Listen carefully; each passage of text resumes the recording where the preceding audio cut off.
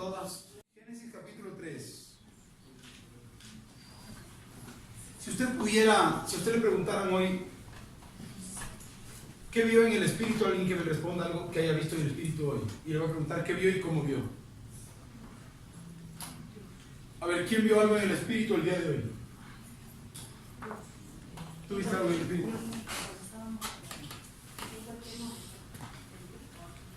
En cualquier momento, aquí, ¿quién vio en el espíritu algo? ¿Qué viste? A ver, en la mañana yo vi aceite. Yo vi aceite y el padre me decía, y la unción, ¿por qué? Eso yo vi en el aceite de la unción. Y hoy vi, cuando estábamos adorando, vi unos tendones que se estaban arreglando. Eso. ¿Qué más?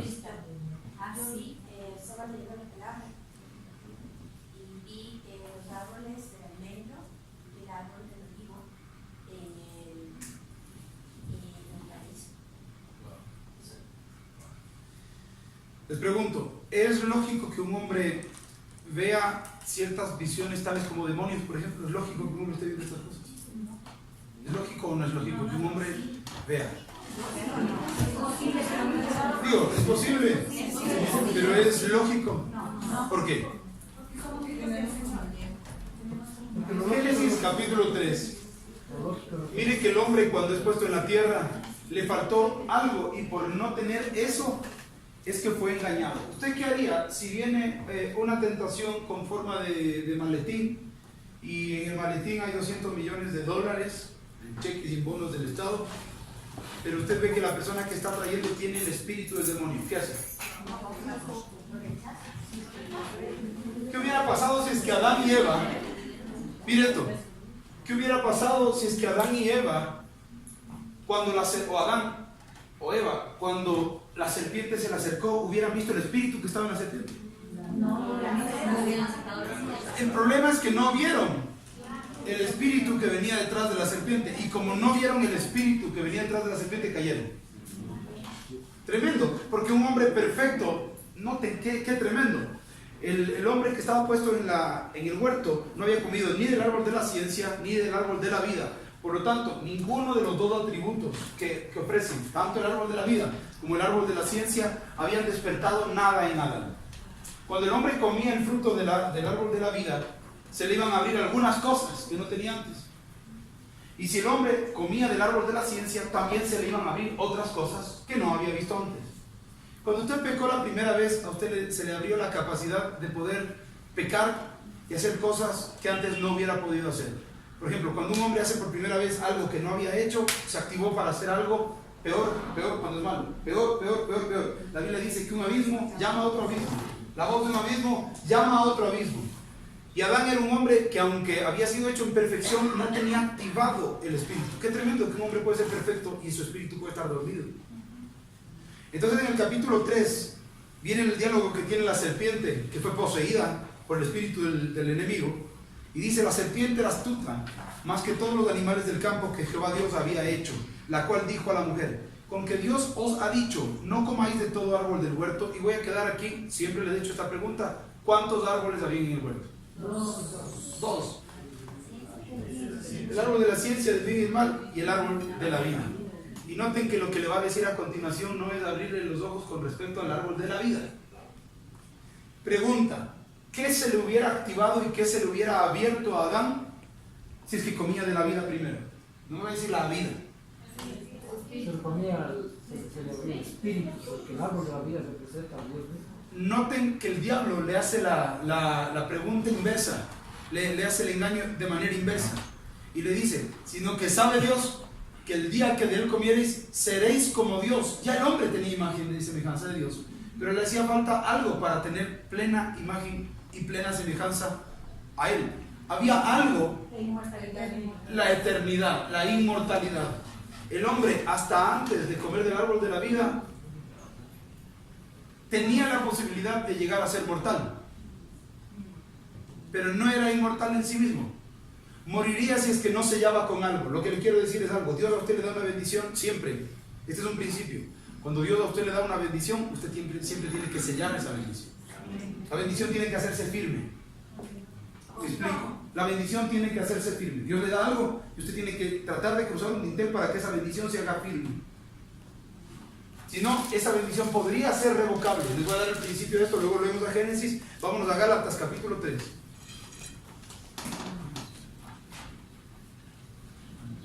Entonces el hombre tenía la bendición, pero no se había hecho firme. Y el enemigo lo sabía. El enemigo sabe que las bendiciones que Dios te da, si tú no las haces firmes en Dios, son revocables. Gálatas capítulo 3. Interesante, ¿no? Gálatas capítulo 3.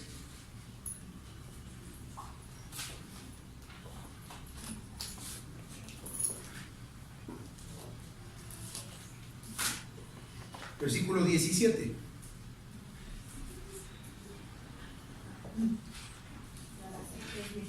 Tres 17.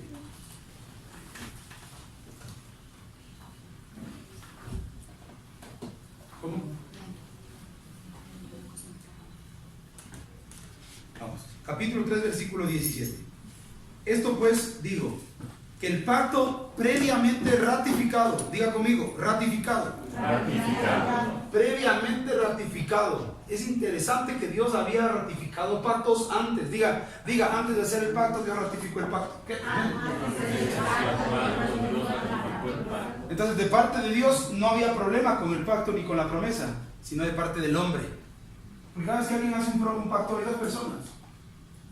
Pero si uno no ratifica, por ejemplo, un hombre y una mujer se comprometen, van al altar, están comprometidos, pero tienen que ratificar delante del sacerdote su voluntad de casarse. Lo mismo ante el registro, ¿verdad? Ante la autoridad civil. En el momento que van ante la autoridad, el juez del registro civil, él les pregunta, ¿qué quieren hacer? ¿Usted quiere tomarla como mujer y usted quiere tomarlo como marido, como esposo? Sí. El rato que ellos establecen su voluntad de manera expresa, se ratifica el acuerdo que ellos tenían.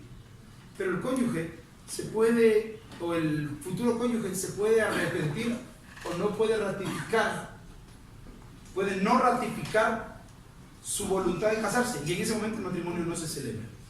Entonces, cuando dice que el pacto previamente ratificado por Dios para con Cristo, la ley que vino 430 años después no la abroga. Escuchen esto de aquí, uno piensa que es primero la ley y es al revés. Primero es el pacto de la gracia, el pacto de la salvación. Otra vez voy a hablar. En el capítulo 3, versículo 17, Dios hace una declaración y dice que Él ratificó el pacto previamente. ¿Qué pacto ratificó previamente? Dios sabía que el hombre podía fallar. Dios sabía que el hombre podía pecar si venía a la tierra. Y sabiendo que el hombre podía pecar si venía a la tierra, hace un pacto con el hombre. Hizo un pacto con usted. Él hizo un pacto conmigo. Y lo ratificó. Solo que cuando yo venía a la tierra tenía que ratificar el pacto que ya había ratificado él previamente. Viene la ley y confunde a los sacerdotes. Confunde al pueblo judío. Porque dicen, bueno, entonces hay que hacer ciertas cosas. No. La ley no abroga el pacto ratificado previamente. No es primero la ley, es primero el pacto. El pacto de la gracia es primero. Solo que como el hombre empieza a transgredir las leyes de Dios, Dios tiene la necesidad de añadir la ley. La ley es una añadidura para que el hombre sepa que las cosas que estaba haciendo estaban malas. Por ejemplo, no debía robar, no debía mentir, no debía estafar, no debía defraudar a su prójimo. Ese tipo de cosas no se conocían y los hombres hacían todo tipo de cosas. Como consecuencia, Dios pone una ley. Y entonces la gente se empieza a confundir. Bueno, si no cumplo la ley, entonces no puedo llegar a Dios. Y lo que el apóstol Pablo está diciendo es, Dios ratificó el pacto de antemano y la ley no abroga el pacto. ¡Wow! Amén. ¿Cuántos me están entendiendo? Amén. La ley no abroga el pacto. Amén. Primero fue la promesa. Primero fue la promesa en la ley, en la gracia. Pero tuvo que aparecer la ley por causa de la multiplicación de los pecados del hombre. Como el hombre empezó a cometer muchos pecados, Dios tuvo que tipificar cada uno de esos pecados y decir, esto está mal, esto está mal, esto está mal, esto está mal. Sin embargo, eso que Dios hizo de manera clara, lo dice el apóstol Pablo, no abroga la promesa, ratificada de antemano. Interesante. La ley que vino 430 años después no lo abroga para invalidar la promesa. Es interesante. Entonces, aquí nosotros encontramos un principio muy tremendo, la ratificación previa de parte de Dios con respecto al pacto. Pero ¿con quién hizo el pacto? ¿Usted sabía que antes de salir del cielo Dios le hizo una promesa? Y dice que no teniendo por alguien más por quien jurar. Él jura por sí mismo, con su mano en alto. Dice que él jura. Levanta su mano y jura. Y hace un pacto. ¿Con quién? Con aquellos que le conocieron y le recibieron allá. Con los que le recibimos allá, él hizo un pacto. Usted vino a la tierra habiendo hecho pacto. Amén. Entonces la religión mal utilizada de parte de Dios, del enemigo de Dios, que es el enemigo, va a utilizar conceptos para tergiversar la mente de los hombres pensando que están en el limbo. Cuando el hombre no tiene limbo, el hombre tiene de Dios, el de Dios tiene seguridad. Amén. El de Dios, la mujer de Dios, el hombre de Dios tienen seguridad en cuanto a su salvación. Pero hubo esto aquí, no se olviden que Pablo está hablando a los Gálatas, y los Gálatas tuvieron una terrible perversión doctrinaria, porque empiezan en el espíritu y terminan otra vez en la carne. Empiezan en la gracia y vuelven a la ley. Empiezan en la libertad y porque había gente judaizante vuelven a las costumbres. Entonces dice, ¿quién es así? No, les tengo que hablar de los orígenes, y los orígenes nos dicen que el pacto previamente ratificado por Dios no es abrogado por la ley que vino 430 años después. Miren en qué lugar le pone la ley. No dice la ley es primero, dice el pacto es previo, la ley es posterior. Solo que la ley no tiene nada que ver con un pacto ratificado. Entendiendo bien que toda bendición que Dios da al hombre tiene que ser ratificada para ser firme, entonces ese es el trabajo del enemigo, utilizar la confusión doctrinaria para que el hombre no llegue al punto del convencimiento, para que no pueda renovar o ratificar un pacto. Y si el hombre no ratifica con conciencia, con fe y con absoluta certeza su pacto, simplemente la bendición que Dios había dado y de parte de Dios había ratificado en el hombre no se da. Es un acuerdo de voluntades. La salvación es un acuerdo de voluntades. Dios que te salva y tú que recibes la salvación. Amén. Y tú no recibes la salvación, aunque Dios te haya salvado, porque Él no dejó de salvarte. Exacto, yo tengo que ratificar que si confesares con tu boca que Jesucristo es el Señor y creyeres en tu corazón que Dios levantó a los muertos, serás salvo. Bendito sea el Señor. Amén. El problema aquí fue que habían este tipo de malas interpretaciones. Miren lo que dice el libro de Gálatas capítulo 1 versículo 6. Miren. Gálatas capítulo 1 versículo 6. A ver, alguien que lea ahí esa versión que tiene nuestra hermana Reina. Dice, me asombra que tan pronto estén dejando ustedes a quien nos llamó por la gracia de Cristo para pasarse a otro evangelio. No es que haya otro evangelio, sino que ciertos individuos están sembrando confusión entre ustedes y quieren tergiversar el evangelio de Cristo.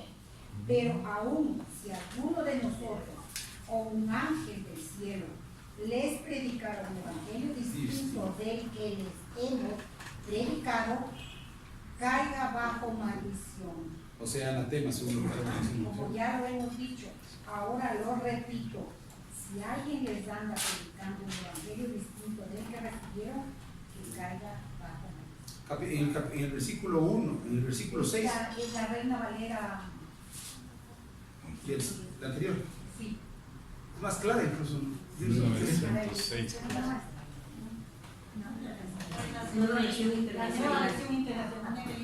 Está más clara en este versículo. A pesar de que la NBI tiene algunas cosas que cambian, no la alegría. Pero de todas formas, en el versículo 6 está muy claro cuál es el verdadero evangelio que predicaba Pablo y que Dios mandó a predicar. ¿Cuál es el evangelio? Mi hermano. El de la gracia.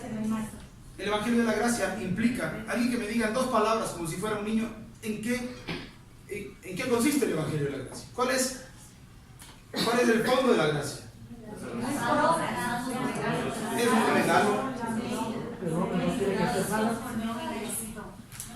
por gracia, pero ¿cuál es el asunto? Este es lo difícil de creer.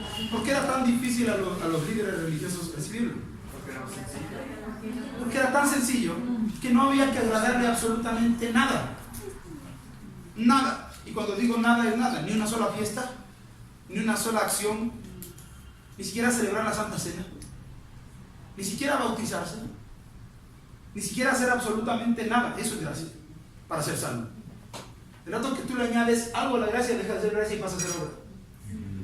Es que Jesús me quiso tanto que yo tengo que mantener ahora por amor a Cristo. Le estás añadiendo algo.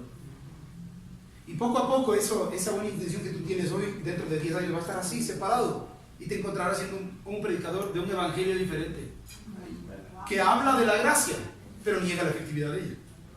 Sí, entendemos la gracia, pero vamos a hacer ciertas cosas para mantener nuestra salvación, para ser más piadosos o para cualquier cosa de eso. Eso es un evangelio diferente. Por eso dice, yo estoy maravillado, le decía a los de Galacia, yo estoy maravillado de que ustedes tan pronto se han ido tras un evangelio diferente. De que el que les llamó por la gracia de Cristo, ahora sigan un evangelio diferente. ¿Y cuál era el evangelio diferente? No lo estaban predicando al diablo, no le estaban predicando a una entelequia diabólica, sino que estaban hablando del mismo Yahvé. Porque los judíos en ese entonces eran yavistas. Y el problema no es el Padre, no es Yahvé, el problema es el Hijo, es Cristo. El espíritu que se levanta en esta dispensación no es el espíritu anti-Yahvé, anti-Padre, es el espíritu del anti-Hijo o el anti-Cristo. Entonces la mejor forma de pervertir es confundiendo doctrinariamente, añadiéndole algo. No se olviden que desde que Cristo llega a la tierra, la manera de llegar al Padre es diferente. Es completamente diferente, y déjenme decirles que la salvación llega recién con Cristo. Porque antes de Cristo no habían salvos, excepto los que hallaron gracia. Abraham halló gracia, Noé halló gracia, María halló gracia, David halló gracia, Salomón no dice, no. Moisés halló gracia. El que hallaba, o sea que la manera de salvarse siempre fue la misma. Por eso le estoy hablando, que la ley que viene después no abroga la promesa. La promesa no es abrogada por la ley que viene después. Entonces los sacerdotes lo que pensaban era, tú tienes que hacer esto de aquí para ser perfecto. Y ellos pensaban que si morían habiendo ofrecido un buey, eran salvos. Pero Dios dice que nada de eso salvaba. Cuando viene el Señor Jesucristo, ofrece una salvación gratuita. Pero estaba ratificada de antemano. En el capítulo 3 que estábamos leyendo, el versículo 17, nos dice que el pacto previamente ratificado por Dios. Dígale a alguien, Dios ratificó un pacto contigo previamente.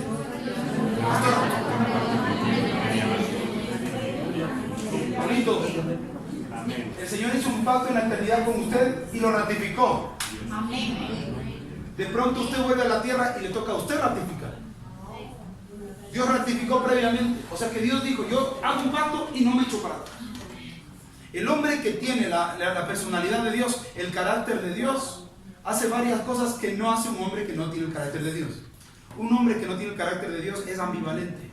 Es alguien que tiene un doble ánimo. Alguien que hace una cosa hoy por conveniencia y mañana hace otra cosa por conveniencia.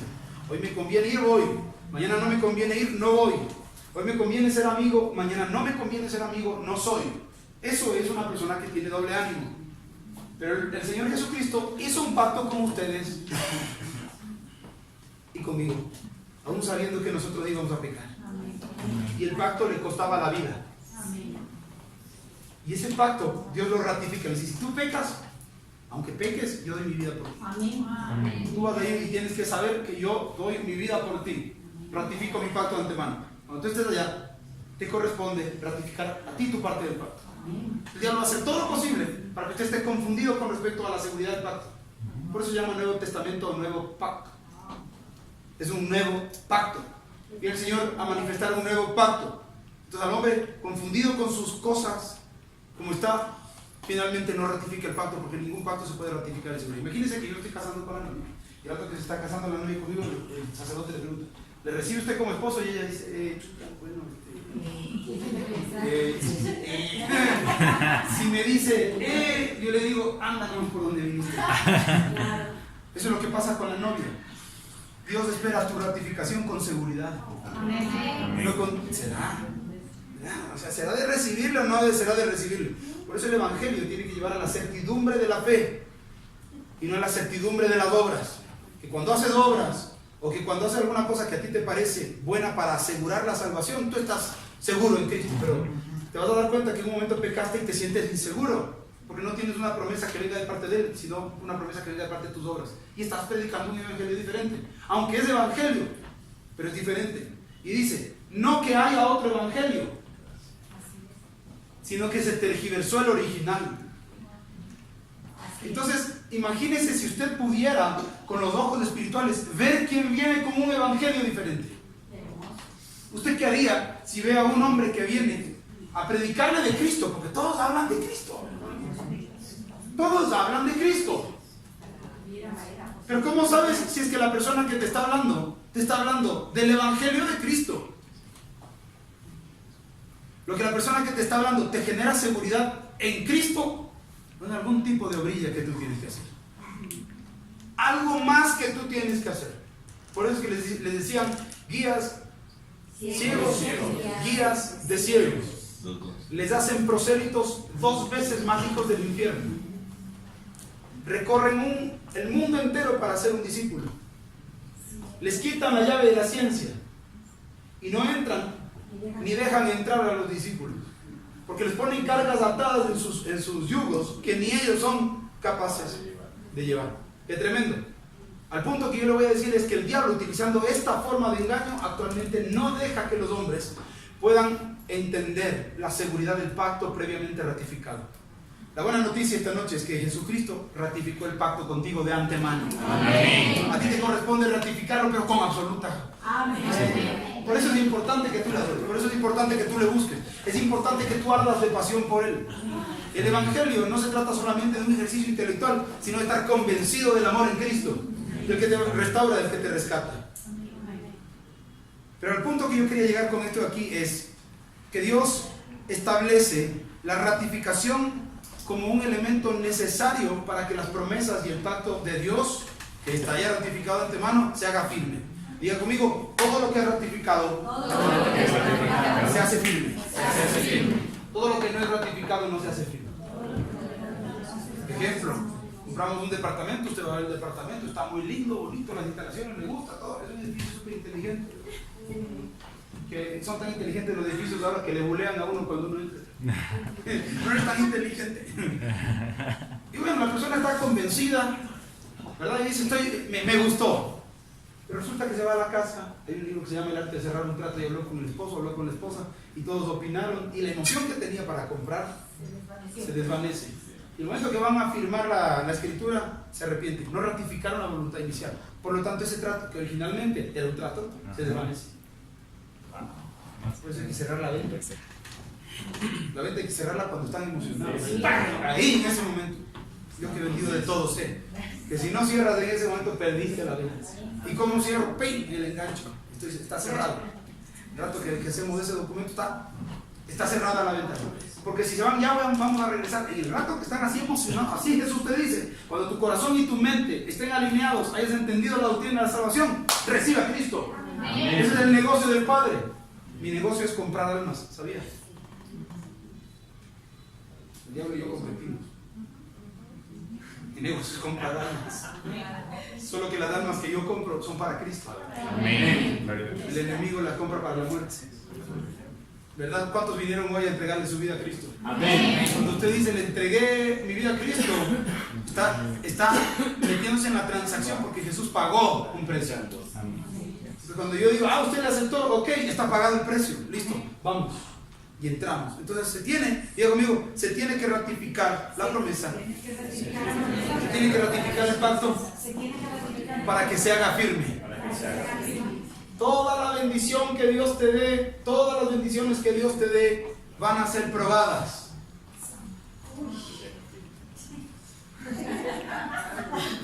Literal. Y tienen que ser ratificadas para hacerse firmes. Todas las bendiciones. Dios te dice, te voy a hacer un gran predicador de las naciones. Digo, amén. ¿Y cómo ratifico eso? Cuando viene el enemigo y te empieza a zarandear, diciéndote todo lo contrario, y tú ves que esa promesa como que se empieza a desvanecer. Si tu fe no es lo suficientemente fuerte para creer esa promesa, no hay ratificación de tu parte, porque Dios necesita fe. Vean unos versículos anteriores. Sí. Dice aquí 430 años después de qué momento. De la promesa a Abraham. Abraham Dios le dio una promesa, ¿no es cierto? Y 430 años después viene. Entonces la promesa hecha a Abraham es la firme, aunque Israel haga lo que haga. Se mantuvo el linaje. Noten que hubo, ahora que estuvimos en Israel nos dimos cuenta de lo siguiente. Usted me pregunta a mí, la mayoría del pueblo israelita, ¿dónde se va si se muere en este momento? Todos saben. El pueblo israelita desgraciadamente no es devoto.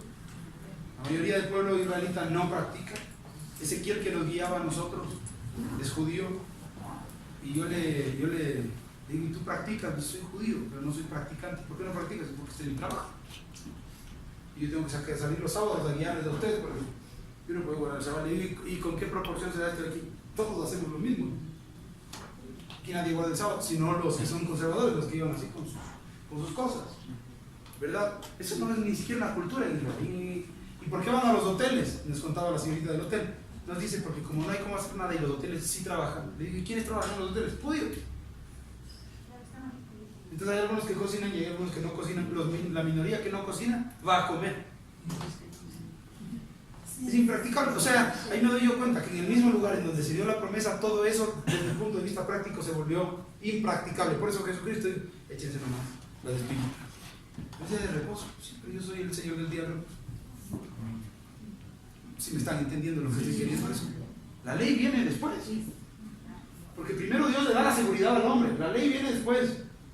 Y dice la ley en este mismo libro de Gálatas que la ley sí es para el parricida, para el homicida, para el necio, para el transgresor, para el asesino, para el mentiroso. A él hay que exigirle que cumpla la ley. Pero los que vivían según la promesa no necesitaban un ayo tan grave, porque la ley solamente les enseñaba el camino correcto para una buena conducta moral. Eso era la ley. Y es buena, claro. ¿Es bueno no matar o no es bueno? Es bueno no matar. Si quieren que les diga, la ley es parte de la ciencia y no de la vida. La ley es parte de la ciencia y no de la vida, no es del árbol de la vida. Porque si hubiera sido de la vida, el que cumplía la ley tenía vida, pero no era así. Es ciencia del bien. Era la ciencia del bien. No tienen que hacer esto y esto y esto para condenarse. Y si lo hacen, se van a condenar.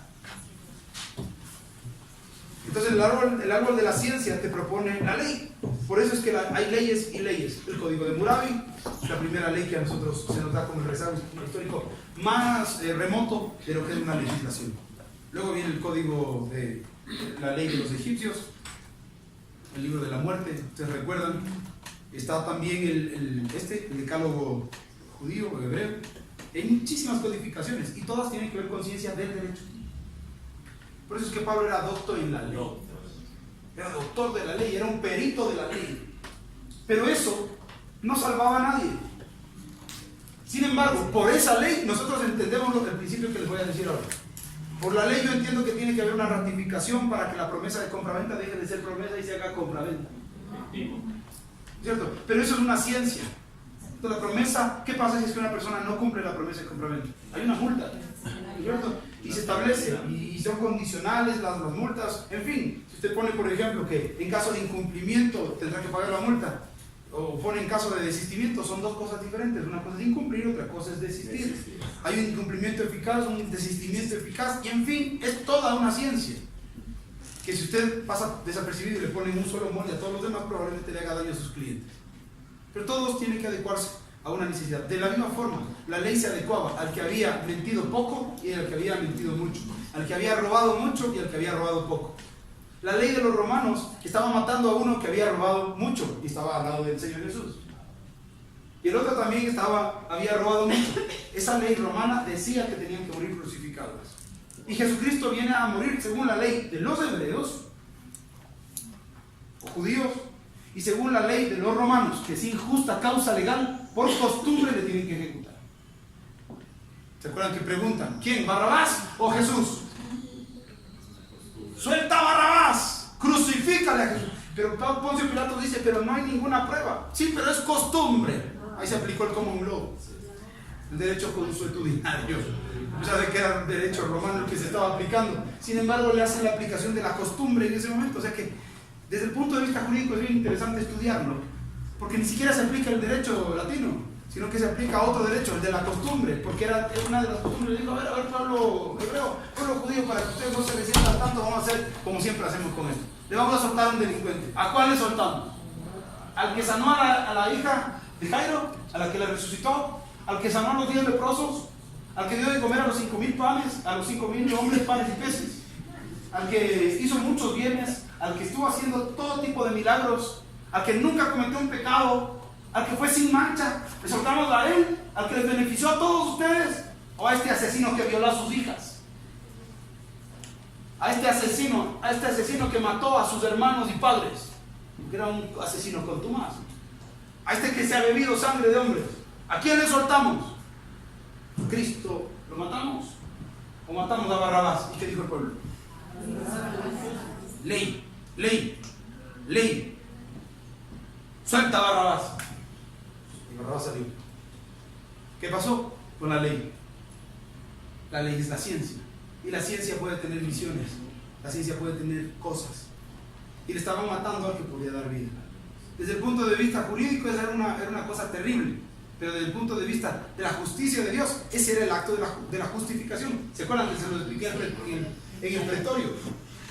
Cuando estuvimos en el pretorio pudimos ver. Sale Barrabás, que significa Bar Abba, hijo de Dios. Bar, hijo, Abba, padre, asesino, contumaz, y Jesucristo, el santo. Se cambian de lugar. Y en ese momento Cristo justifica a este. Y este sale libre. Lo matan al justo. Por eso la ley es parte de una ciencia. Y si es que el que estudió derecho no sabe cómo argumentar en un proceso, literalmente se lo comen en un estado. Actualmente, que es adversarial el sistema, que es oral, que es terrible. Como hemos visto un montón de abogados que se quedan así, cruzados. Y la oralidad es tremenda porque se ve quién puede y quién no puede. En ese momento usted tiene que ser sumamente astuto, porque hay un modelo y uno tiene que... Y si usted le convence al juez, porque es adversarial, o sea que usted tiene que convencerle, usted le tiene que convencer al juez, ahora es oral. Si usted le convence al juez de lo que usted está diciendo es procesalmente correcto, o lo hace aparecer procesalmente correcto, le da la razón, aunque no sea cierto. Hoy es más fácil que nuestra legislación caiga en un error judicial. El día de hoy es más fácil que haya un error judicial, porque además el juez resuelve en la misma audiencia. Entonces el hombre tiene que ser sumamente persuasivo. Y el que más persuasión tiene y la capacidad de establecer con claridad un concepto y con concordancia jurídica de todas las demás cosas, es lo que es el diablo. Por eso el diablo utiliza la ley que Dios dio, la ley, para confundirles a los que de buena fe la aplicaban. Por eso Jesús dice en su palabra: ustedes de balde fuisteis vendidos, sin precio seréis rescatados. Aleluya. Amén. Sin precio seréis rescatados. Qué tremenda cosa. ¿Por qué? Porque el hombre eligió que quería ciencia. Entonces, si Cristo no, vamos desde el versículo 13, capítulo 3, versículo 3. No, estamos en Gálatas. Todavía no voy a hacer. Gálatas capítulo 3, versículo 13. Miren lo que, dígale a la persona que está a su lado.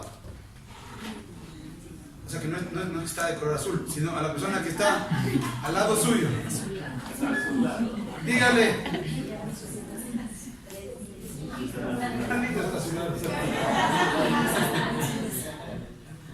Dígale, Cristo te redimió. Ahora pregúntele usted, ¿de qué te redimió Cristo? De la maldición de la ley. ¿De qué te redimió? De la maldición de la ley. A ver, alguien que me diga la palabra redención, ¿qué significa? ¿Qué significa redimir? Abogada, doctora, ¿qué significa redimir? Pagar. Redimir significa pagar un precio. La Biblia dice que Cristo nos redimió de la maldición de la ley. No nos redimió del diablo. No, del diablo no nos redimió. Nos redimió de la maldición de la ley. Alguien que me diga también en qué consistía la maldición de la ley. ¿Saben cuál es la maldición de la ley? Es terrible. Es terrible. Es terrible la maldición de la ley. ¿Y en qué consiste la maldición de La la ley? paga del pecado es la muerte. No. ¿Qué tenía que hacer? No, sí, ese es el principio de la maldición de la ley. Pero, ¿cuál era la maldición de la ley? Hubiera matado en el madero. ¿Cuántos mandamientos habían? 10 en el decálogo 300. y 600 y pico en ordenanza. Los maestros de la ley contaban los mandamientos. Y hasta ahora siguen contando los mandamientos. Y ahí están aprendiendo cada una de esas cosas. La maldición de la ley dice que si tú infringes uno de esos mandamientos, aunque sea más chiquito, eres culpable de toda la ley.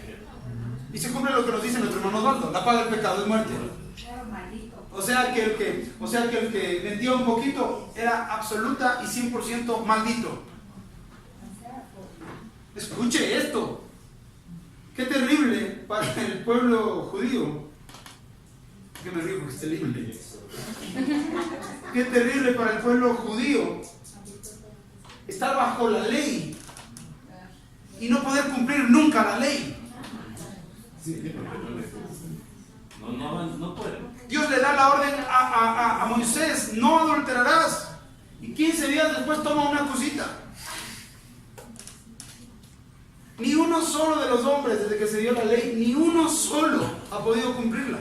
Nunca, nadie. Solo Jesús vino y la cumplió. Vino el Señor Jesucristo y la cumplió. Entonces el Señor Jesucristo dice: oye, te voy a sacar de esa maldición, no vuelvas a ella.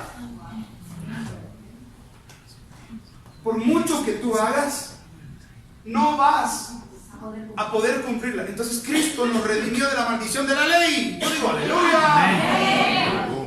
O sea que nos viene a dar libertad. Apóstol, lo que se están polarizando. Eso es más terrible.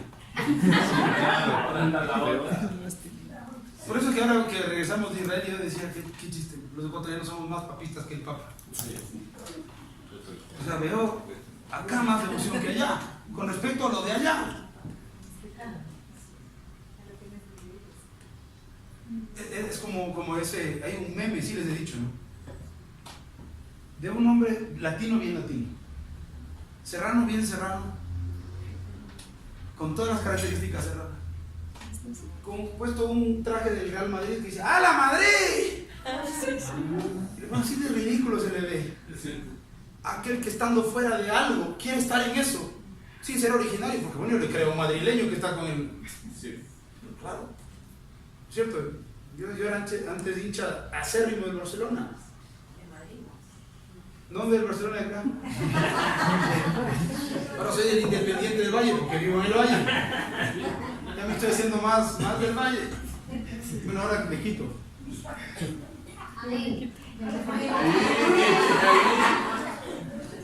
Entonces me estoy haciendo así como, pero no de la liga, no.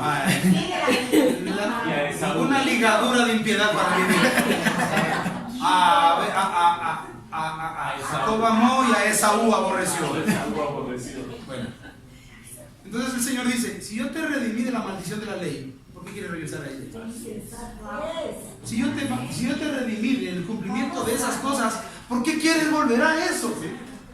Luchando por... Lo que usted me dice, el judaizar es finalmente volver a la ley.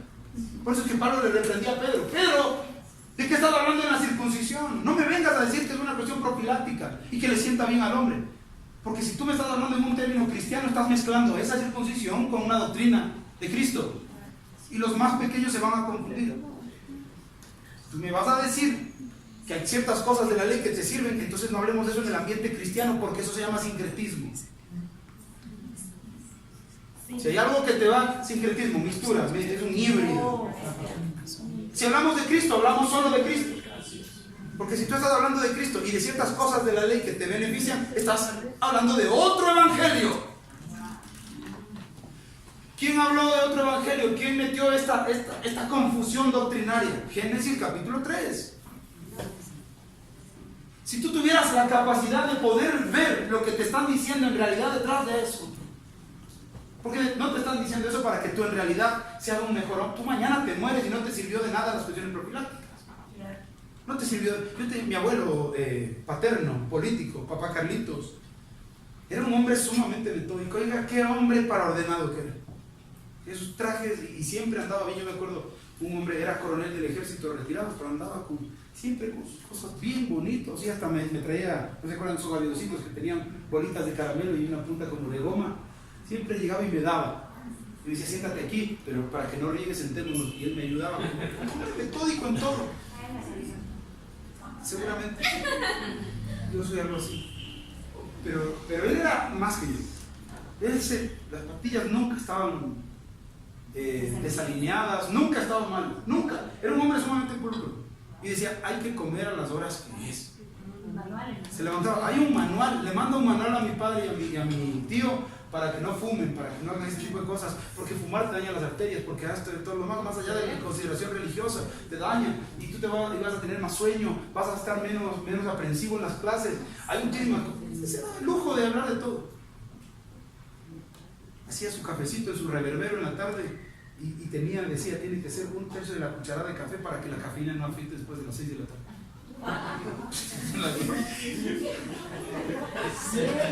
Vamos a echarnos un café en el Valdés, cargado, y después no pueden dormir hasta las 5 de la mañana. Pero el hombre, un hombre metódico, y estuvo así.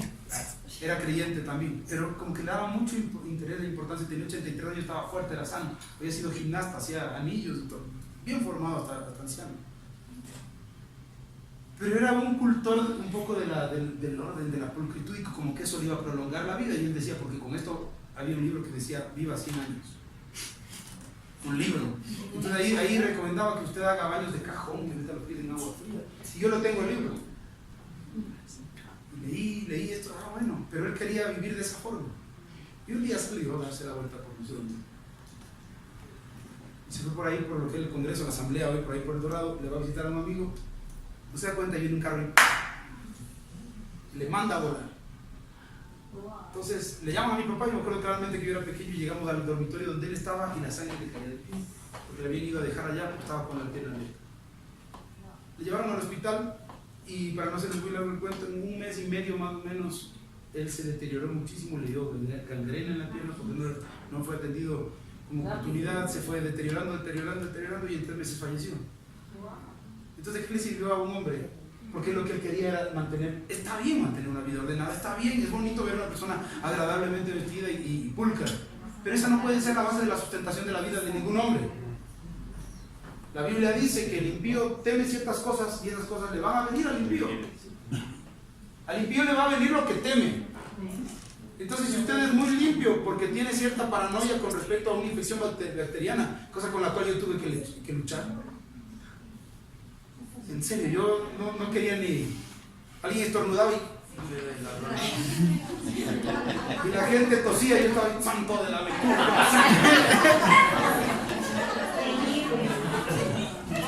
¿No? Ya como se me está quitando, pero no estornuden que la gente. Yo ya soy libre. Cuando se lo quiera botar de un lugar ahí de estornudar. Que no comía sin lavarme las manos y desinfectarme las manos y cosas de ese tipo. Esas cosas aparentemente tiene apariencia de piedad, pero no tiene ninguna efectividad contra el poder del pecado en la vida de los hombres. Así es. No tiene ninguna. Y todas las normas profilácticas de la ley eran ritualistas para darle al hombre un nivel de vida, una cosa buena, pero no le daban vida. Entonces, si es que tú mezclas doctrina con profilaxis, estás muy mal, hablando de un evangelio completamente diferente, y en poco tiempo tendrás un montón de gente moralista, ritualista, que cuando peque vas a ver que no se levanta. Ese es un problema. Tomar a gente que ha sido maltratada por la religión, que llega desahuciada, recién hablarle de la gracia. O sea, recién a que despierte y que abran los ojos para saber que ha sido salvo. Eso es terrible. Vámonos a Génesis para no, porque llegué tarde. ¿Preguntas? Apóstol, usted decía que es un nuevo pacto. ¿Es un nuevo pacto o es un pacto renovado? Un nuevo pacto. No, porque eso sería como un parche. Esto es nuevo. El anterior nadie lo pudo cumplir. Solo él. ¿Cuándo había el cumplimiento del pacto de la ley? El mosaico. Cuando alguien cumpla. ¿Quién cumplió? Cuando viene Jesús, cumplió el pacto, se acabó ese pacto, se acabó. Y empieza el nuevo. Es nuevo pacto. Por eso nos redime de la maldición de la ley. ¡Qué tremendo! ¿De qué nos redimió? De la maldición de la ley. O sea que si incumplías, yo no mato, yo no hago esto, yo no esto, yo no esto, yo no esto. Y si pero de vez en cuando te drogas. Yo no hago esto. Sí, pero de vez en cuando me echo una canita alegre. Esa es la maldición de la ley, significa que. Mira lo que le pasaba a un judío muy guardador de la ley. No adulteraba, no robaba, no fornicaba, no decía falso testimonio, no hacía malas cosas. Pero de pronto mentía. Era culpable, dice la palabra, de toda la ley. ¿Y cuál es la sanción del incumplir toda la ley? Morirse. Entonces Jesús te vino a quitar esa carga. Esa carga te la vino a quitar Jesucristo. Para que tú entres en Él y pudieras ser libre. Ahora, vuelvo a decir, si usted pudiera tener los ojos bien abiertos para poder entender que el que le viene a decir este tipo de cosas, lo que en realidad está atentando es contra su alma en la eternidad. Vendrán, dice la palabra, vendrán a ustedes con apariencia de piedad, pero negarán la eficacia de ella. Porque te van a decir ciertas cosas que tienen apariencia de piedad. O sea, esto tienes que hacer, esto tienes que hacer, esto tienes que hacer. Pero nunca te hablan de creer con todo tu corazón. Porque si crees con todo tu corazón, dejas de hacer. Porque el hacer es luchar contra una concupiscencia. Y hay muchas personas que son bien intencionadas y que luchan genuinamente contra sus concupiscencias a través de actos de la ley. Los católicos mismos lo que hacen es flagelarse. Hay algunas otras personas que quieren hacer cuestiones que tienen que ver con ritualismo. Estuvimos nosotros ahora en el desierto, allá en Qumran, al lado del Mar Muerto. Y a mí me llamaba mucho la atención, porque dicen que Juan el Bautista era parte de un grupo de practicantes, de monjes, ¿verdad? Y que estos monjes vivían ahí y que el agua bajaba y ellos se purificaban en agua. Y lo hacían 3 veces al día. Se purificaban en agua, y que de ahí viene la costumbre esta de bautizar, de Juan el Bautista, porque él supuestamente era un detractor de todo eso que ellos practicaban y se fue al Jordán, porque no estuvo de acuerdo en alguna cosa. Y cuando viene el Señor Jesucristo, según ellos, es el entendimiento que ellos tienen, Jesús viene a purificarse sus pecados. ¿Cómo se debe purificar si él era pecador? Por eso es que Juan decía, yo no soy digno de desatar la cola de tus zapatos, y tú me dices que te bautice. Esto es un rito de purificación. Tú no necesitas ser purificado de nada. Escuchen, ¿quién cree que Jesús sí necesitaba las aguas de la purificación para limpiarse los pecados? Levante la mano, ¿quién sí cree que Jesús necesitaba para limpiarse los de él? No los nuestros, sino los de él. Nada, ni un solo pecado. Les pregunto desde el punto de vista práctico, ¿necesitaba Jesús ese baño? No. O sea, esa purificación, de ninguna manera. ¿Quién lo necesitaba? Nosotros. Ahora, cuando tú entras en Cristo, tú ya no necesitas los rituales de purificación de la ley. Amén. Porque estás en el cuerpo de Cristo. Amén. Si tú eres parte del cuerpo de Cristo, por estar en el cuerpo de Cristo injertado en el olivo original, ya no necesitas ningún rito de purificación. Por eso, si entras en Cristo, aunque no te bautices, eres salvo. Amén.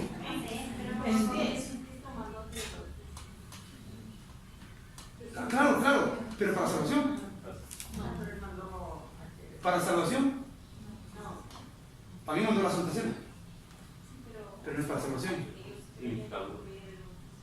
Todos creemos que hay que cumplir. Él mandó para que entre en el reino. Exacto, arrepentidos porque el reino de los cielos se ha acercado. ¿Para qué es el bautismo? Para el que tiene tiempo, al que tiene tiempo. El ladrón no alcanzó a arrepentirse y quiso, a ver, tienen acá el corazón.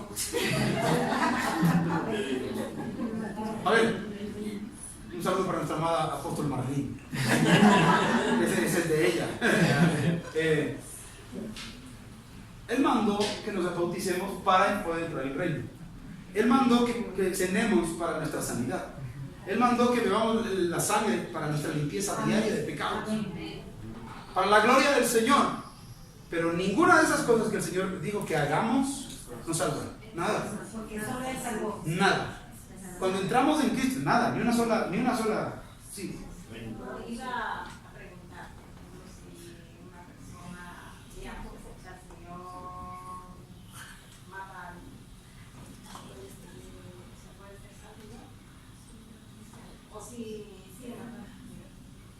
Yo le voy a hacer la misma pregunta. La maldición de la ley decía que el que miente y el que mata fuera la consecuencia. Lo mismo. Pero ¿qué pasó? Solamente para que me entiendan. ¿Qué pasó? Este no mató, pero mintió. ¿En qué consistía la maldición de la ley?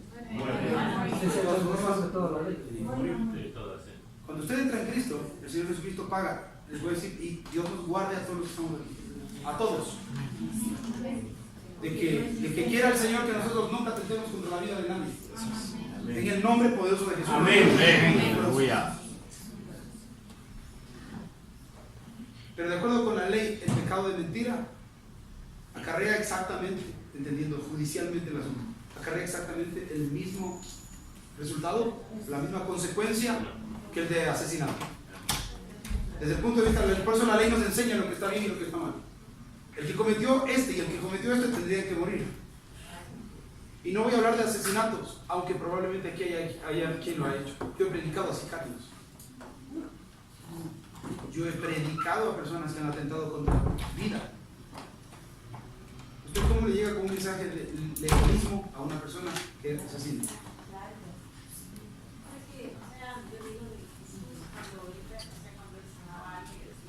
Betty no que más. Ya. A usted también le dijo. Después de que usted le recibió pecado. ¿Por qué? El pecado suyo no es menos grave que un asesinato. No es menos grave que cualquier otra cosa. El pecado mío no es menos grave. Esos pecados y estos fueron cubiertos de una sola vez por la sangre. Dios nos llama a una actitud en la cual nosotros no querramos transgredir, pero nos vamos a encontrar que el día de mañana lo vamos a hacer. No estoy fomentando que lo hagamos, no estoy fomentando eso. Lo que estoy diciendo es que si es que se da, Dios nos liberó de la maldición de la ley, porque la ley hablaba de muerte, Jesucristo habla de vida. El pacto de la ley era para muerte, el pacto de Cristo era para vida. Por eso el pacto anterior generaba como consecuencia final la muerte. El pacto de Cristo genera como consecuencia final la vida. Si tú perseveras en Cristo, quiero y pido que no vayan a asesinar a nadie, que no vayan a hacer ninguna cosa que no está de acuerdo con lo que Dios manda hacer. Pero si lo hacen, ustedes tendrán la oportunidad de recurrir a los pies del Señor Jesucristo y pedirle perdón. Y una vez más, decirle: Señor, límpiame con tu sangre, y el que tenga la fe lo va a recibir. Ese es el Evangelio de las buenas nuevas. Esa es una buena nueva. La mala nueva sería: hermanos, ustedes ya recibieron a Cristo. Lo que les dije la vez pasada. ¿Cuántos han recibido a Cristo? Amén. Los que pecaron después de recibir a Cristo, hagan el favor de salir y no volver nunca más, porque para ustedes solo hay una expectación de amor y juicio. Entonces, el primero que sale soy yo. Gracias. Gracias por la oportunidad. Hasta luego. Pero tenemos que entender que la buena nueva nos libera. Por eso es que Dios dice: te voy a hacer un pacto, voy a hacer un pacto contigo que lo ratifico previamente. Amén. Antes de que vayas a la tierra lo ratifico. Amén. Lo ratifica. Ahora Dios quiere que nosotros ratifiquemos. Vamos rápidamente a Génesis capítulo 3. Sí. Lo que quería decir es, creo, mi hermana, que si esta persona acepta a Cristo y mata, pierde la salvación. No, no es cierto. Porque acepta a Cristo. La sangre de Jesús le limpia. No es una licencia para pecar, pero él puede arrepentirse en Cristo. Te voy a poner el ejemplo de lo siguiente. Eso es lo que quiere saber. Si perdió la salvación porque mató. En Colombia hay el ejemplo de un hombre que era pastor. Y resulta que a este pastor vinieron un par de delincuentes y violaron y mataron a su hijo. A él le dieron la noticia. Un guardia militar le fue a dar la noticia. Su hija le agarra al tipo, le encuentran infragante, le viene al cuerpo. Su hija, el guardia tenía en su mano la pistola. Su hija ha sido violada y muerta por este señor. El pastor, que había sido ex militar, toma el arma rastilla y ¡pum! Lo mata. En el momento. Eso nos conmociona a todos. Pregunta. ¿Perdió la salvación? No juzguemos por la socialidad. No juzguemos por lo social. Ni por las circunstancias, sino por la ley. Por la ley, juzguemos por la ley. Lo que yo quería Tenía es que, o sea, hay provisiones actualmente que les dice como que Salvo, usted sí, está sí. salvo, entonces como que se vayan sin pecado porque ustedes ya aceptaron al Señor y siguen. sí podría ser el caso, pero ellos dicen eso, pero yo sé, o sea, mi seguridad radica en la sangre del Cordero, la mía. Claro, sí, pero también el Señor dice, no, apartados de mí, hacedores de maldad. Yo creo que... ¿Y cuál es la bondad y la maldad? Está bien, este ejercicio es el lógico. Puede ser que yo esté errado. No, dígame, no. O sea, yo pienso, o sea, si tú ya ves, dice que eran obras como las de ellos, o sea, si tú tratas de seguir el mundo, ¿Y si no las hago? si lo tratas, Pero si no las hago, o sea, el Señor dice, apartados de mí, también dice no pequéis, y Ya, también hay eso otra les diga. parte ahí que dice en esto, o sea, y también hay otra parte que dice, que dice, no hay reyes, porque las malas conversaciones corrompen los buenos. también dice, no hay reyes, porque o sea, una lista, claro, No entrarán en dónde. ¿Dónde? Que es diferente que las aves. Es muy difícil apartarse de las obras porque tienen apariencia de piedad y le dan al hombre una conciencia tranquila. No puedo yo fui llamado así. Yo no puedo predicar ninguna otra cosa que no sea la gracia. Yo no le puedo decir al 100% lo que usted me está diciendo es correcto, porque no lo es. Somos salvos por gracia, por medio de la fe y nada más. Después de eso, todo lo demás es un acto. Yo hago buenas obras, lo digo siempre, porque soy salvo, no para ser salvo. Cuando yo hago una obra para ser salvo esto es más tremendo. Cuando yo hago una obra para mantener la salvación, estoy mal, porque el único que mantiene mi salvación es Cristo. Cuando yo entre delante de él, va a decir, pero yo sí, cuando dice hacedores de maldad, la maldad significa, según el Nuevo Testamento, no creer en Cristo. Esa es la maldad. Hacer mal es no creer en Cristo. Eso es hacer mal. La obra. sí creyeron, porque dice que No. Los hechiceros tienen un montón de nombres. Y saben que por el nombre se puede hacer. Y la fe es salvífica u operativa. Y una persona que utiliza con fe el nombre de Jesucristo sana personas. Hay gente que echa fuera demonios en el nombre de Jesucristo. No porque la persona es santa, sino porque utilizaron el nombre de Jesucristo. Y el nombre de Jesucristo es el que opera, no la santidad del hombre. O sea, yo no hago mérito, o sea, no sano a un hombre porque soy santo. Moralmente me refiero, porque soy santo espiritualmente, doctrinariamente, porque Jesús me hizo santo. Soy justo porque Jesús me justificó. Soy nueva criatura porque Jesús me hizo nuevo. Pero qué difícil es. Difícil es dejarle todo el trabajo a Cristo. Ese es el punto. Si alguien trabaja para Cristo, le digo, soy yo. Con toda sinceridad. Si alguien trabaja para el Señor, soy yo. Y si alguien se conoce a sí mismo, soy yo. Usted me pregunta, ¿usted tiene pecados? ¿Me puede contar? No. Eso no me pidan que se los pregunte. Esos en chiquis. ¿Verás? Sí. Pero soy salvo por gracia. Si me preguntan, si usted se muere el día de hoy, piensa que se va a decir, me voy al cielo. ¿Y por qué me voy? No, porque, Señor, justo hoy no pequé. ¿Qué viste? Iba a pecar, pero no pequé. Qué suerte que me morí. Qué suerte que me morí antes de pecar. Lo que sí pierdo son galardones, claro que sí. Cosas del reino, obviamente, claro que sí. Posición. Por eso aquí nosotros no estamos hablando todo el tiempo de leche. Leche espiritual, sino vianda para poder comer el cuerpo de Cristo. ¿Algo quería decir, Alejandro? Sí, yo quería decir, la persona que acepta a Cristo cuando comete un pecado simplemente pone su voluntad en Jesús, en Dios, y no volver a cometer.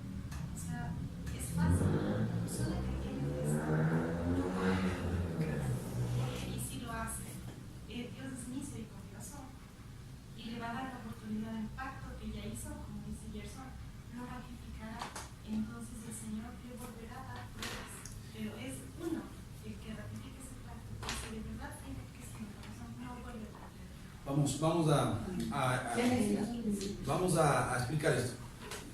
No es que no vuelva a cometer, porque la cosa es Que todos nos encontramos en que volvimos a cometerlo. Las mentiritas chiquitas. El apóstol Pablo dice: miserable de mí, ¿quién me librará de este cuerpo de muerte? Lo que no quiero hacer, eso hago. Entonces, el bautismo, 1 Pedro capítulo 3, versículo 18, el bautismo que corresponde a esto, ahora, nos limpia, no quitando las impurezas de la carne, sino como la aspiración de una buena conciencia ante Dios. Ahí concordamos. Es la aspiración de una buena conciencia. O sea, Señor, en mi conciencia, por eso es que usted ora todos los días, líbranos del mal. Usted tiene que orar todos los días diciendo: Señor, líbranos del mal y no nos metas en tentación, porque tú eres el reino, porque tú eres el poder y la gloria. Si no, no habría necesidad de pecar. Si ya nos sellan y nosotros no, porque yo ya tuve esa enseñanza también, que había una persona que decía: el que genuinamente recibió a Cristo no vuelve a pecar. Y uno anda así, camino y me encuentro en el momento determinado que cataplum para adentro a la cobera. ¡Pum! Con el bucetero. Vuelvo a caer. Y si es que no hay la gracia salvífica del Señor, ¿cómo me levanta el Señor? ¿De qué estamos hablando cuando la Biblia dice que si el justo cae 7 veces se levanta? El justo. Amén. El justo, o sea, no está hablando del impío, está hablando del justo que cae. En todo caso, a los que están buscando santidad, les bendigo. Amén. Les fomento y les bendigo. Gloria a Dios. Pero Romanos 6:22 dice que la santificación es un fruto. Y la santidad es un fruto que hay que esperar que el Señor haga. Como dice la pastora Susi, lo que tenemos que hacer es descansar para que el Señor haga. Si no descansas para que el Señor haga, te vas a seguir dando con la piedra los dientes, con la piedra los dientes, con la piedra los dientes. El rato que llegues delante de la presencia del Señor, Él te va a preguntar: ¿confiaste en mí o en tus obras? Señor, aquí tengo un paquete lleno de buenas obras. Aquí está, mira. Y el Señor dice: tus propias justicias, tus propias injusticias. Entonces, por favor, no nos vayamos a desvirtuar acerca de lo que el Evangelio dice. Por eso los Gálatas estaban en ese sentido. Perdónenme, yo voy a hablar una cosa que va a herir alguna susceptibilidad necesariamente.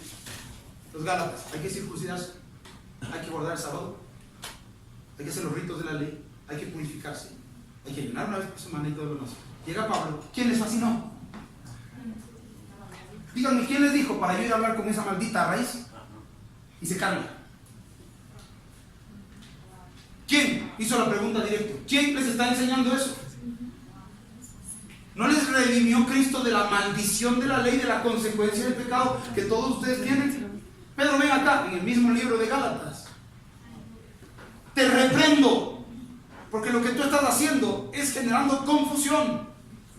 Te vuelvo a decir, si tú vas a hablar del día de reposo, como yo les he dicho, guárdalo sin nada que ver con el cristianismo. Pero esos eran rituales. No, perdón. Guárdalo sin nada que tenga que ver con el cristianismo, porque el cristianismo, el evangelio de Cristo no tiene nada que ver con un asunto de un sacramento. Nada que ver. Nada que ver. No me hables de día de reposo en un ambiente de cristianismo. No tiene nada que ver. Que tu cuerpo necesita reposar un día de los 7, tienen que reposar. Y vas a reposar y tú me dices: yo reposo. Claro, tu cuerpo necesita. Te aplaudo, te bendigo y te bendigo. Aplaudo que guardes un sábado. Pero en el día sábado tú no vas a hacer de ese día el día del estudio de la Torah, el día del estudio de aquí, porque no es un día ritual, lo que nos dice. No es un día ritual, es un día de descanso.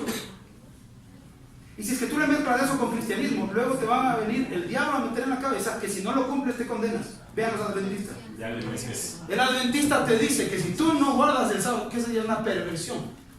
Empezaron como cristianos evangélicos, luego se empezaron a desviar: vamos a guardar uno que otro día sábado. Luego se radicalizaron y luego hicieron un dogma, o sea, un mandamiento de hombres, en el cual si tú no guardas el día sábado te condenas. Y se apartaron de la genuina fe en Cristo. Y son adventistas. Adventista significa que esperan el advenimiento de Cristo. Hablan de Cristo, pero empezaron a pervertirse. Y usted va a ver un montón de profecías y de cosas raras. guardando el ritualismo. Está mal, el ritualismo no se tiene que mezclar con el cristianismo de ninguna manera. Cristo de la manera más sencilla dijo, esto a pesar de ser un sacramento no es un ritual. Tú lo puedes realizar en la cama de tu casa. Puedes llevar a una persona que está muriendo, le puedes dar santa cena, no es ritual, es práctico. El cristianismo es práctico y Jesús te salva práctico. Ninguna obra de la ley te salva, ni una sola. Más bien Dios te liberó de esa carga. A Jesús le dicen, tú no guardas el sábado. ¿Por qué tengo que guardar el sábado? Le dice el Señor Jesucristo, si yo soy el Señor del sábado. Carlitos.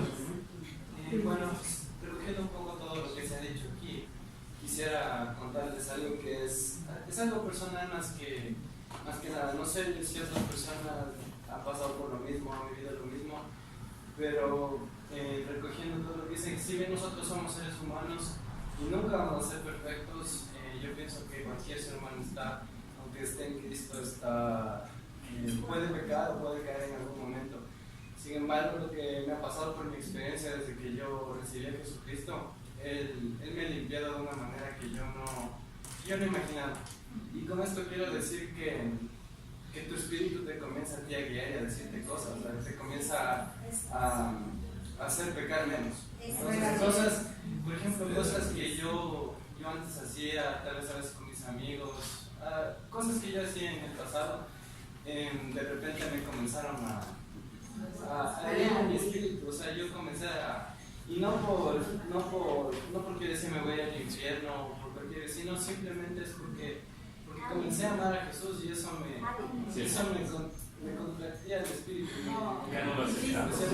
Ya no quería hacerlo por eso. Entonces yo pienso que Jesucristo, eso es lo que hace justamente Jesucristo, limpiarte por dentro, sin religiosidad, sin y eso. Gloria a Dios. Gloria a Dios. ¿Dónde recibió a Cristo? Viniendo aquí. Él empezó de cero. De cero. Qué terrible es desaprender. Yo le doy gloria al Padre que me haya dado un discípulo 0 kilómetros. Porque con él yo no tengo que estar contendiendo con doctrina, sino que él dice, a mí me está limpiando el espíritu de dentro. Que eso es lo que tratamos de hacer. Cuando yo predico, yo no predico gente que me siga a mí. Ustedes tienen que seguirme a mí donde yo vaya. Yo delego, ustedes saben, yo no tengo ningún problema con la delegación. Yo no tengo ningún problema. Yo mismo fui víctima de la religión. Yo tenía que desaprender un montón de cosas para poder entrar en el río. Pero uno que nunca no tiene un problema de sincretismo religioso. Para usted no hay ninguna contrariedad. ¿Será o no será de guardar o no guardar? ¿Será de hacer o no hacer? ¿Será nada? A mí, está como ¿se acuerdan el ciego que le sanaron? Dice, yo no sé. Sí, si es que era malo o no malo. Yo lo que sé es que a mí me sanó Cristo. Lo que yo sé es que a mí me ha sanado Cristo. Lo demás no me... Es todo lo que ustedes piensen y todo lo más. Gloria a Dios.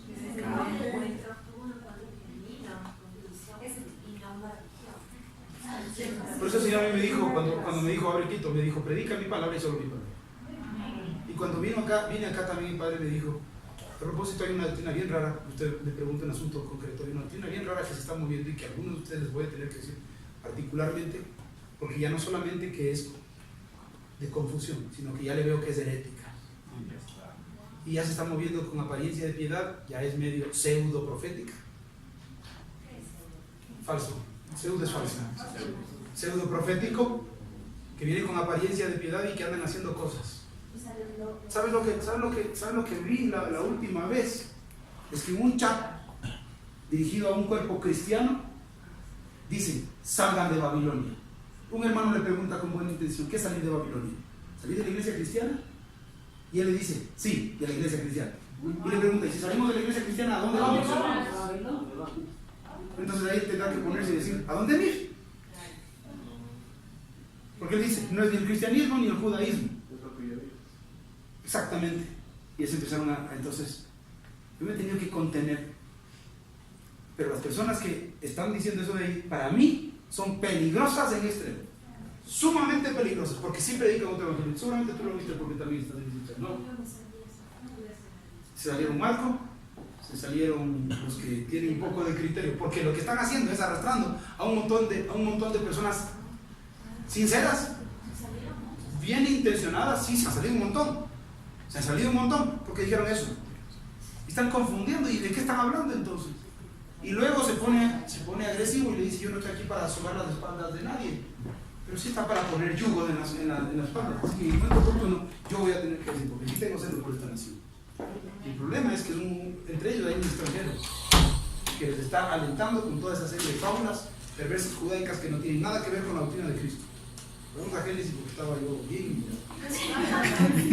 Génesis. Y le preguntamos, Génesis capítulo 3, versículo 5. Vamos rápido. Voló el tiempo.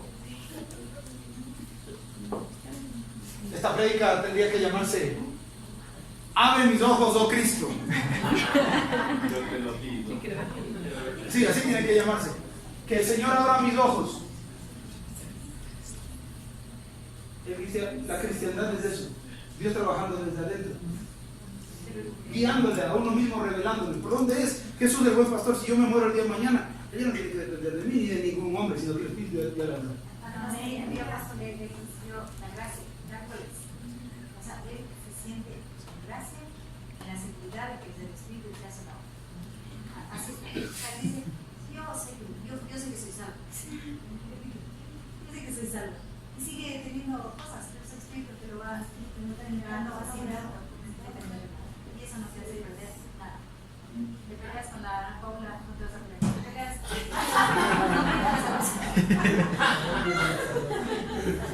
Ahora lo que sí puedo añadir con lo que Carlitos nos dice es, añadiendo también lo que Germania nos pregunta, es el que realmente recibe a Cristo, también lo que dice Alejandra. El que realmente recibe a Cristo va a tener eso. O sea, que Dios le va guiando ya. El pecado ya no se señorea de mí, dice. Se señorea.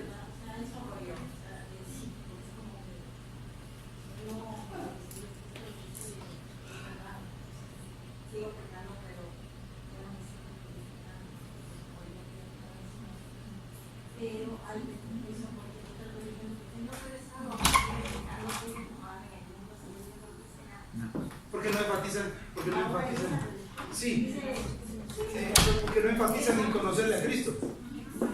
Ese es quererle convencer a una persona que es santa y salva, cuando aquí lo que estamos queriendo es que se conozca a Cristo. O sea, no quiero hacer un enajenamiento mental, sino que la gente tenga un conocimiento del Señor. Ok, ¿alguien más quería hacer alguna pregunta? No. Vamos a Génesis capítulo 3, versículo 5, dice. Sí, tenemos que ir rápido. Génesis 3:5. ¿Se acuerdan que la mujer le dice: no nos ha prohibido que comamos, sino que Dios quiere que no comamos ese? Nos dijo que de ese árbol, porque para que no muramos. Y entonces la serpiente en el versículo 5 le dice, y el 4: no moriréis, sino que sabe Dios que el día que comáis de él, serán abiertos vuestros ojos. Serán abiertos vuestros ojos.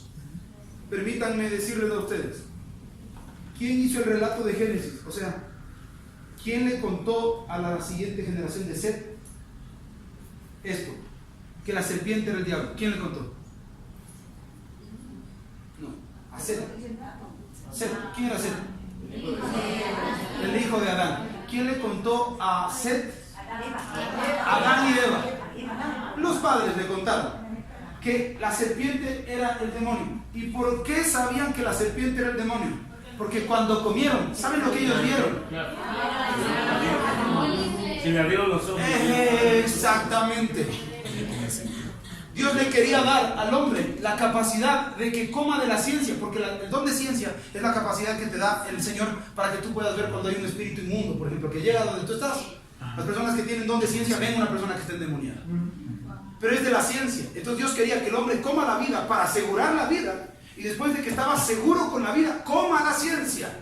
Comiendo la ciencia podía ver el enemigo. Pero Dios no quiere que tú veas el enemigo antes de comer de la vida. Ya está la prédica. Dios no quiere que tú veas al enemigo antes de verle a él. Dios quiere que tú comas de la vida antes de que comas de lo que te permite identificar al enemigo. Ellos fueron inocentes porque no habían comido del árbol de la vida, ni tampoco del árbol de la ciencia. La serpiente viene y como estaban acostumbrados a hablar con todos los animales, entonces le engañaron. El rato que ellos fueron engañados, ellos comen y sus ojos fueron abiertos. Y el que cuenta este relato es Adán a su hijo. Y su hijo a las siguientes generaciones, hasta Moisés. Cuando Moisés escribe esto de aquí, era la serpiente que era más astuta. Y la serpiente era el diablo. Imagínese qué haría usted si viene una persona con una doctrina de apariencia de piedad, pero detrás tiene al diablo. Por eso dice, Señor, abre mis ojos, los ojos de mi entendimiento. Que Cristo abra nuestros ojos para que podamos discernir. La Biblia dice que los ojos espirituales son abiertos y recién viene la capacidad de discernir entre el bien y el mal, cuando los ojos del hombre son abiertos. Pero los ojos del hombre no pueden ser abiertos si antes no come de la vida. Primero la vida, primero Cristo y luego la ciencia. Primero la vida y luego la capacidad para poder discernir entre el bien y el mal. Porque si no, tú solamente vas a estar bregando entre el bien y el mal, y eso es terrible. Mire lo que dice el Salmo 119, versículo 18. Me faltan un par de versículos, yo voy a terminar temprano. Salmo capítulo 119, versículo 18. Ojalá pueda yo decodificar mi teléfono, porque está bien linda la narrativa. Salmo 119, versículo 18.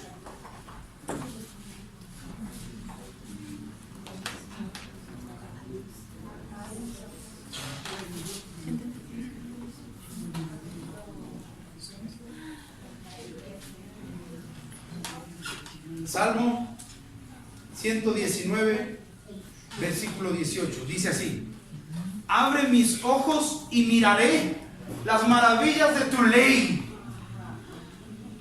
¡Wow! ¡Qué tremendo! O sea que Dios primero come la vida y luego que Dios abra tus ojos para que puedas entender recién la ley.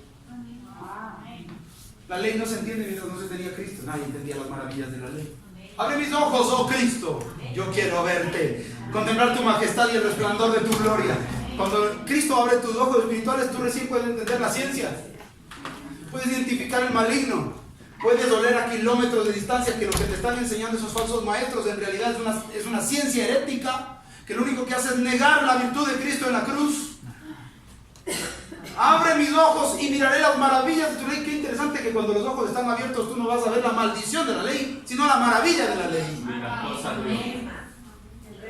El rema de lo escondido, porque la ley tiene muchísimas cosas buenas, tiene cosas maravillosas, todas tendientes hacia la vida. En la ley está establecido cómo tú haces para prosperar cuando entras en una tierra. En la ley está establecido cómo tú haces para que el fruto tuyo, una vez circuncidado, sea productivo al 1000%. En la ley tú tienes ciencia de la productividad, ciencia de la familia, ciencia de la creación, muchísimas cosas. Abre mis ojos, oh Dios. Yo declaro que los ojos de esta congregación se abren, porque comemos de la vida que está en Jesucristo y así podemos apreciar las maravillas de la ley.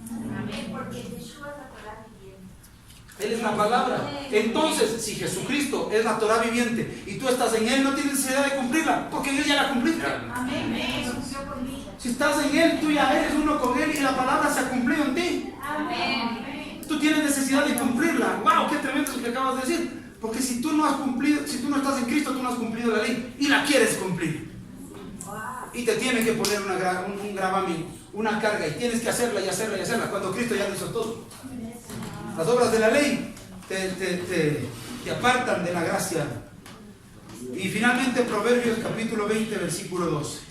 Levante su mano conmigo y diga: las maravillas de la ley miraré. El oído que oye.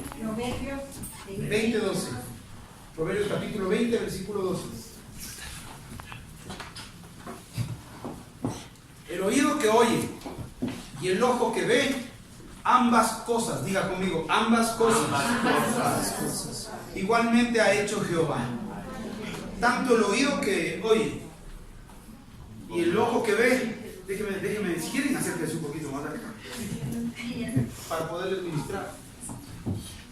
A ver, yo quiero que me digas, pastor, ¿a qué hora tengo que estar yo aquí, por favor?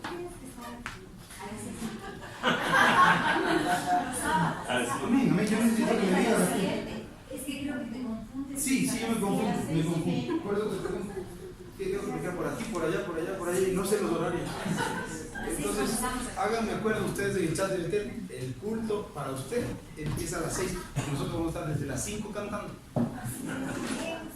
¿Qué nos empieza? Y a las 7 estaríamos ya desocupados, 7:30, máximo 8, y estamos despachados. Pero dígame, por favor, para ahorrar también su horario. ¿Sabe lo que veo en el Espíritu? Así me dice el Señor. Me dice el Señor que sobre usted está como un manto de un maestro contemporáneo. Hay un manto que se pone sobre usted. Es un manto contemporáneo. No quiero utilizar esta palabra para que no vayan a confundirse, pero le voy a decir, es un rabino contemporáneo. Es un maestro. Así, la palabra me dice eso.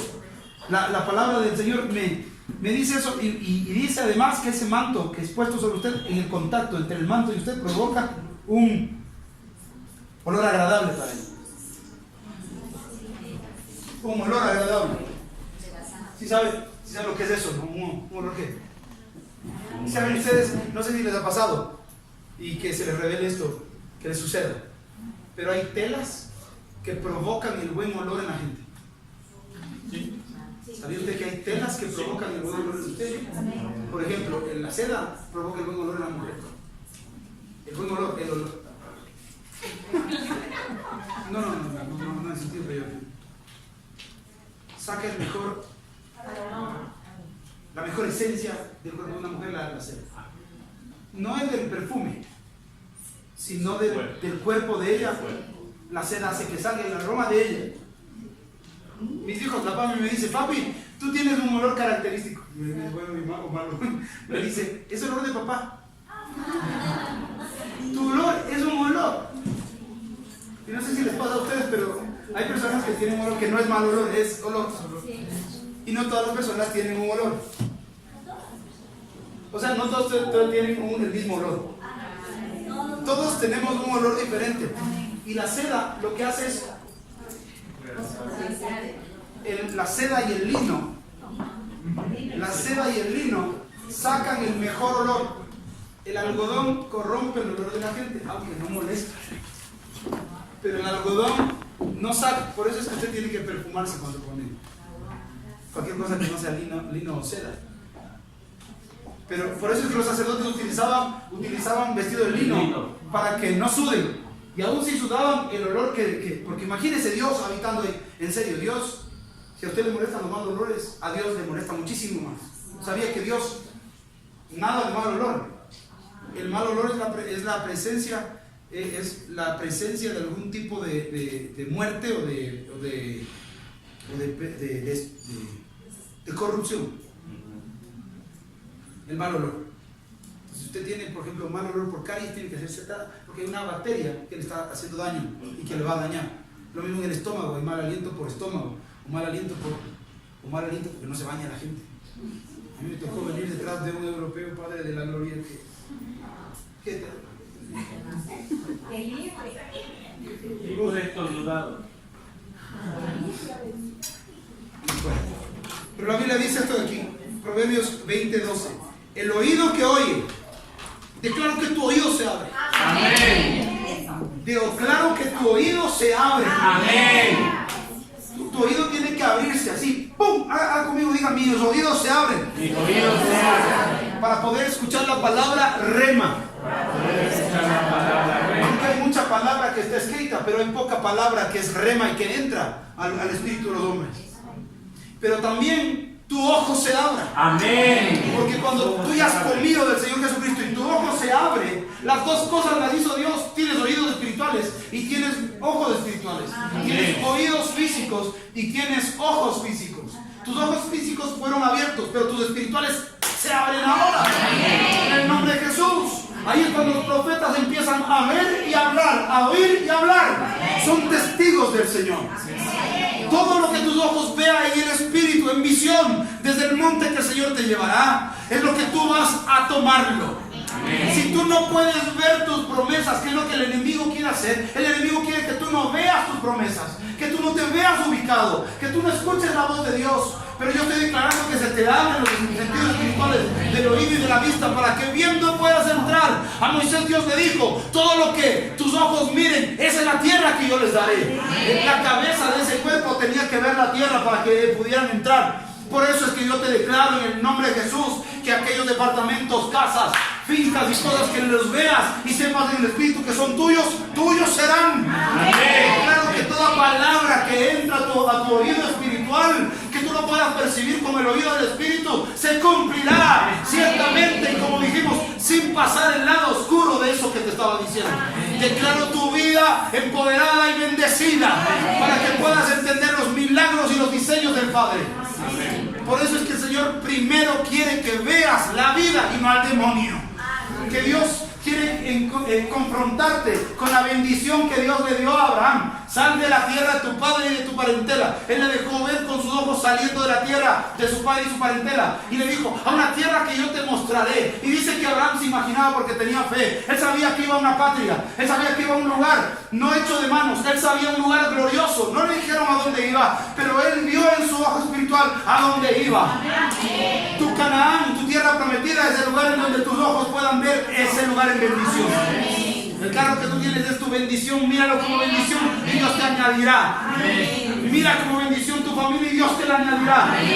Mira como bendición tu ministerio y Dios te añadirá. Señor, danos la gracia para poder abrir nuestros ojos espirituales, nuestros oídos espirituales. Alza tus ojos y mira las estrellas del cielo.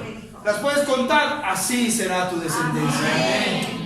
Así será tu descendencia. ¿Cómo va a ser tu descendencia? Una descendencia brillante. Lo vi y lo vuelvo a ver. Tendrás descendencia así, dice el Señor. ¿Las ves? Así será tu descendencia. Brillante como las estrellas del cielo, portando la luz que al enemigo se le quitó. ¿Se acuerdan que cuando Él cayó a la tierra, toda la luz de Él se diseminó? Ahora la luz nos pertenece a nosotros. La luz nos pertenece a nosotros. Vamos a entrar a poseer la tierra prometida. Vamos a entrar a poseer las promesas. Vamos a entrar a Cristo todo lo podemos. Él es nuestra fuerza. Él es nuestro son posible. Levanta tus manos y bátela en el aire y declara conmigo que Jesucristo es el Rey de Gloria. En el nombre de Jesús, Padre, yo te pido que abra los ojos de tu pueblo.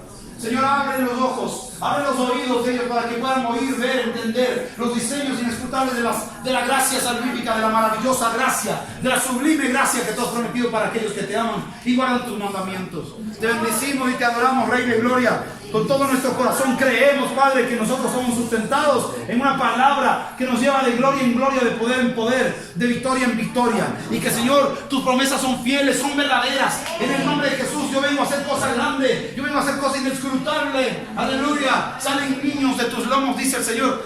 Salen niños de tus lomos, este tiempo se está acercando, dice el Señor.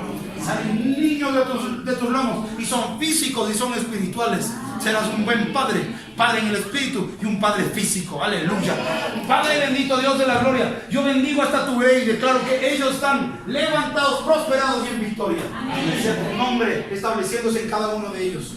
El que está con el espíritu apagado, caído, yo declaro que hoy se vuelve a encender. Amén. En el nombre de Jesús, declaro que tu espíritu se vuelve a encender con la gloria primera. Que la gloria postrera sea mayor que la primera. La dimensión en la cual te metió el Señor. Entra y ten más visiones, ten más revelaciones. Oye más la palabra del Señor.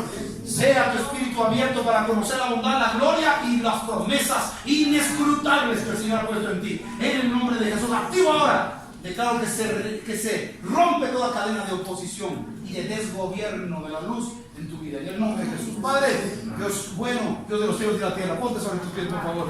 Y di conmigo: la sangre de Cristo tiene todo el poder. La sangre de Cristo tiene todo el poder.